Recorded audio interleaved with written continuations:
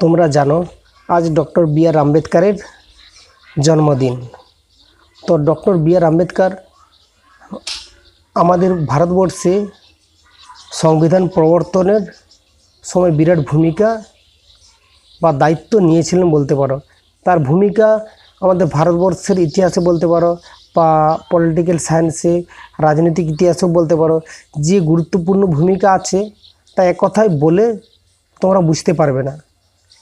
তো তৎকালীন সময়ে বি আর আম্বেদকর সত্যি যে তার অবদান, যে ইন্ডিয়ান কনস্টিটিউশন, যা ভারতের সংবিধান যে লিখে গেছেন, সত্যি অতুলনীয়।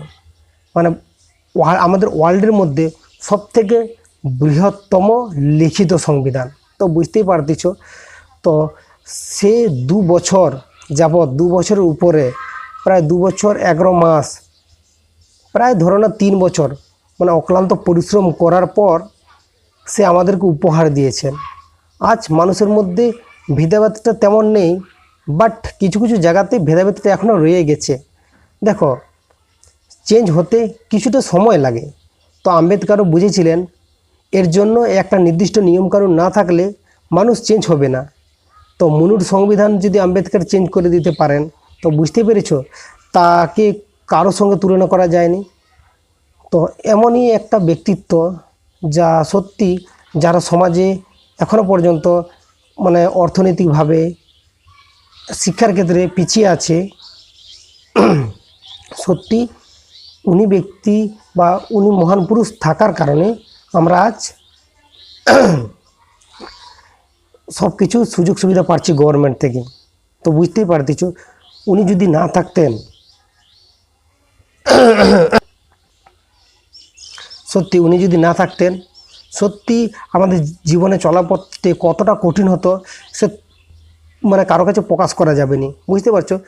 যারা দেখো এক সময় আমাদের ভারতবর্ষের বুকে মানে বিভিন্ন জায়গা থেকে বা বিভিন্ন ইউরোপ মহাদেশ থেকে বহু বহু সম্প্রদায়ের মানুষরা এসছে, রাজত্ব করছে, চলে গেছে। আর কিছু কিছু সম্প্রদায় এসছে, এখানে থেকে গেছে। এইবারে সমস্যা হচ্ছে এটাই যে ভারতে, তোমরা তো জানো, ভারতের বর্ণাশ্রম ব্যবস্থা, তৎকালীন সময়ে বর্ণাশ্রম ব্যবস্থায় মানুষকে এত ভেদাভেদ করে দিয়ে গেছিলো যে ব্রাহ্মণরা, যার ফল তোমরা দেখেছ আমাদের বেদান্ততেও দেখানো হয়েছে। এমনকি আরও বিভিন্ন রকম হিন্দু যে পুরাণ আছে, সাহিত্য আছে, সেগুলোতেও দেখানো হয়েছে, বা ইতিহাসেও প্রাচীন ভারতের ইতিহাস যদি তোমরা দেখো, সেখানেও দেখানো হয়েছে যে বর্ণাশ্রম ব্যবস্থাটা সত্যি কতটা কঠিন ছিল। এক পক্ষে তোমরা বলতে পারো ভালো ছিল, আর এক পক্ষে কিন্তু খারাপ ছিল। কিন্তু এখন ওই বর্ণাশ্রম ব্যবস্থাটা সম্পূর্ণ বর্জন করে দেওয়া হয়ে গেছে। তো বুঝতে পেরেছো? তো দেখো, এটা কিন্তু এককালীন পসিবল বা এককালীন সম্ভব হয়নি, এটা দীর্ঘ সংগ্রামের মধ্য দিয়েই এটা পসিবল হয়েছে। আর এটা পসিবল হয়েছে এই কারণে আমাদের ডক্টর বি আর আম্বেদকরের জন্যই এটা হয়েছে। তো সত্যি এই জন্য আমরা আজ যে এখন পড়াশোনা করতেছি, কার জন্য? ওই ডক্টর বাবা সাহেব ভীমরাও আম্বেদকরের জন্যই। দেখো, সমাজে এক সময় শিক্ষার অধিকার আমরা পাইনি বলতে পারো। সমাজে যারা দলিত সম্প্রদায়ের, নিম্ন সম্প্রদায়ের, ওরা সত্যি শিক্ষার অধিকার তো পায়নি। তবে হ্যাঁ, ইংরেজরা যখন ভারতবর্ষে শাসন করেছিল, তখন এরা কিন্তু স্কুল কলেজ যখন নির্মাণ করতেছিলেন, তখন কিন্তু সর্ব সম্প্রদায়ের মানুষদের এখানে সুযোগ দেওয়া হয়েছিল। বাট ভারতে এক সময় এমন প্রথা ছিল যে শিক্ষার অধিকার থেকে ব্রাহ্মণরা পেত, মহাজন, উচ্চবিত্ত সম্প্রদায়ের মানুষেরা এখানে শিক্ষা লাভ করতো। কিন্তু নিম্নবিত্ত যারা ছিল, তারা কিন্তু ওই মানুষের মানে যারা শূদ্র সম্প্রদায়ের ছিল, তারা শুধু মানুষকে সেবা করেই গেছে। ব্রাহ্মণ, ক্ষত্রিয়, বৈশ্য, শূদ্র ছিল। তো বৈশ্যরা শুধু মানুষকে সেবা করেই গেছে। আর অনেক একটা জিনিস দেখো, মাহার সম্প্রদায়ের যেরকম ভীমরাও রামজি আম্বেদকর ছিলেন, ভীমরাও রামজি আম্বেদকর দলিত সম্প্রদায়ের ব্যক্তি ছিলেন, মানে নিম্ন সম্প্রদায়ের ব্যক্তি ছিলেন। বাট ওনার মতো ব্যক্তিকে ওই ইংরেজদের যখন শাসনকাল চলছিল, তখন ওই শাসনকালের সময় ওনাকে যে স্কুলে যে যেতেন, ওই স্কুলেও ওনাকে সত্যি জল পর্যন্ত পান করানো হতো না। ভেবে দেখো। আর ওই সময়ে মানে মানুষরা এমনই নিষ্ঠুর বা কঠোর ছিল যে নিম্ন শ্রেণীর কোনো একটা পুকুরে জল আনতেও দেওয়া হতো না, কোনো নদীতে খালে কোথাও জল আনতে দেওয়া হতো না। মানে বুঝতে পেরেছো কীরকম কষ্টের জীবনযাপন করছিলেন তৎকালীন মানুষরা। তো বহু সংগ্রাম এটার জন্য হয়েছে। আর নারীরাও শিক্ষার অধিকার তখন পায়নি, নারীদের জন্য একটা শিক্ষার জন্য সংবিধানে লিপিবদ্ধ করে গেছেন। সত্যি আমাদের পুরুষ শাসিত সমাজে আমাদের সঙ্গেই যে নারীরাও অগ্রাধিকার পাবেন এটা কখনো হয়? এই জন্য বাবা সাহেব আম্বেদকর ভীমরাও সংবিধানে মেয়েদেরকেও সমান সুযোগ দিয়ে গেছেন। সত্যি। আর যারা সমাজে শিক্ষার ক্ষেত্রে অর্থনৈতিক দিক থেকে আরও বিভিন্ন দিক দিয়ে পিছিয়ে আছে তাদেরকেও সংবিধানে লিপিবদ্ধ করে গেছেন যে এরাও যেন উন্নতি করতে পারে। কিভাবে উন্নতি করবে এই জন্য বিধি ব্যবস্থা করে গেছেন। তো আজ ওনাকে যদি আমরা সম্মান না করি তো আমরাই নিজেদেরকে আমরা ছোট মনে করব। তো যেই আমাদের সংবিধান প্রণেতা ওকে আমাদের তো সম্মান দিতেই হয়, আর এটা দিতে আমার প্রত্যেক জনগণের। সত্যি কোনো একটা শুধু মানে এই সম্প্রদায়ের বা আমরা যে ধরনের যে সম্প্রদায়ের মানুষ এই সম্প্রদায়ের যদি সম্মান করবো এরকম নয়, মানে জাতি ধর্ম বর্ণ নির্বিশেষে সব সম্প্রদায়ের মানুষই ওনাকে সম্মান করেন। হয়তো সাময়িকভাবে রাগ হতে পারে বাট সম্মান ওনাকে করে সবাই।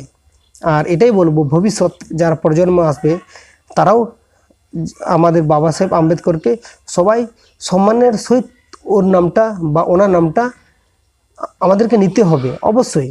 যে হয়তো সম্মান করতে জানেনি ওকে বলতে হবে বা ওকে শেখাতে হবে বা ইনি হচ্ছে আমাদের সম্মানীয় বা ইনি হচ্ছে পূজনীয় আমাদের কাছে, হয়তো এই আমাদের ঈশ্বরের সমান বা গডের সমান ওনাকে বলতে পারি। তো দেখো একটা জিনিস তোমরা মাথায় রাখবে, সত্যি এটাই যে আজকে সংবিধান আছে বলেই দেশে যে শাসন ব্যবস্থা বা একটা নিয়ম শৃঙ্খলার মধ্য দিয়ে আমরা আছি এটা পসিবল হতো না, এই আম্বেদকরের জন্যই আমাদের হয়েছে। আর সত্যি আম্বেদকর জীবনীটা সত্যি যদি তোমরা দেখো আম্বেদকর সত্যি আমাদের জন্য অনেক কষ্ট করে গেছেন। আম্বেদকর তার জীবনে মানে এত পরিমাণে কষ্ট করে গেছেন যে এটা তোমাদেরকে বলে বোঝাতে পারা যাবে না। সত্যি ওই সময়ে তোমরা যদি অনুভব করতে থাকো কত কষ্টের মধ্যে দিয়ে তার জীবন কেটেছে। একটা পত্নী মারা গেল, তারপরে আর একটা পত্নী বিবাহ করলেন, এমনকি ও ধর্ম মানে উনি যে হিন্দু সম্প্রদায়ের, অথচ দেখো মানে হিন্দু সম্প্রদায়ের মন্দিরগুলোতেও ওনাকে প্রবেশ করতে দেওয়া হতো না, হিন্দু প্রবেশ করতে দেওয়া হতো না, বিরোধ করা হতো।